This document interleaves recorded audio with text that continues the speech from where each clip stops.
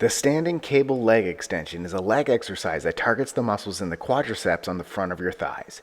Due to the instability of this standing variation, it's hard to properly overload the muscles, therefore I would recommend using the seated leg extension machine if you have access to one. However, if you only have access to a cable machine, here's how to do it correctly. Attach an ankle strap or D handle attachment to the lowest setting on the cable machine.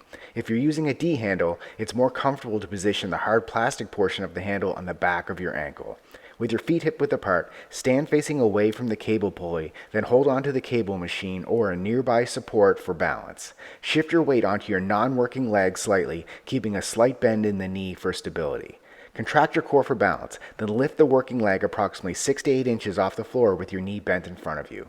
Under control, extend your leg until it's almost fully straight, engaging your quadricep muscles on the front of your thigh as you lift.